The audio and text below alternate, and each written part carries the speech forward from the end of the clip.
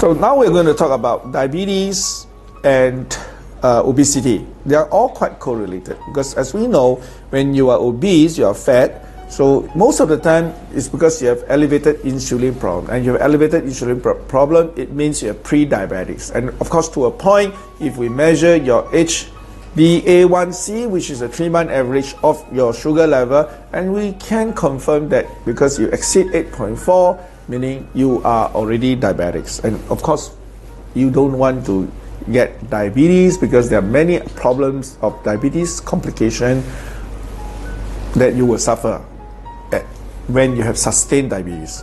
So what caused these genes to be turned on? What caused your fat genes to be turned on?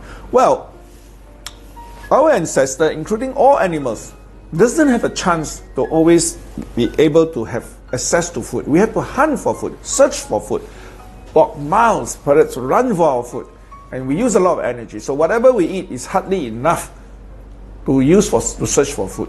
So occasionally we have food, we have excess. So what we did was, when we have excess, the body store the food as energy, or rather the body store energy as fat. So in this case, it turned on the fat genes. So the fat genes, actually the fat cells is a storage for energy.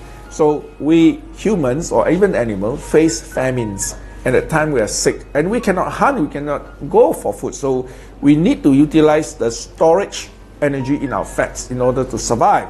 So if we turn on the fat genes every day, nowadays nobody hunt and nobody chase after animals. So the only thing we did was to take our phone and we press and the food will come.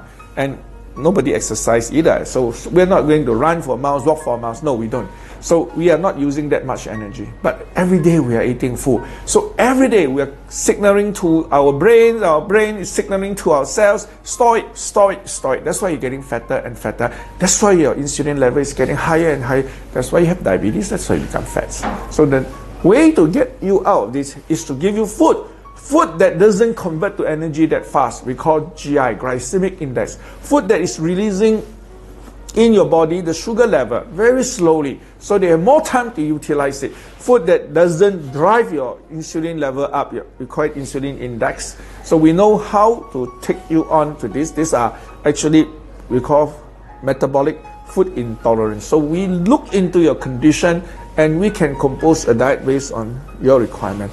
So some food that we select is going to help speed up the metabolization. It's going to speed up, the utilization of energy, and therefore prevent energy build-up, therefore prevent you from getting fat, also prevent you from getting elevated insulins, therefore prevent you from getting diabetes.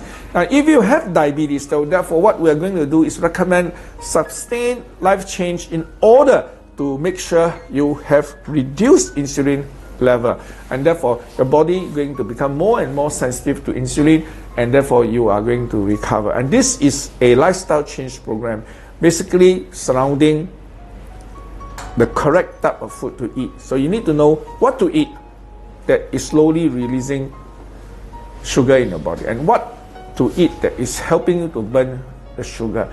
And if you are already fat and have the problem, then what do you do in order to get rid of those fats and burn those fats through a correct way of eating right? So what to eat and what not to eat, very important to turn off your fat genes and to get rid of your diabetes.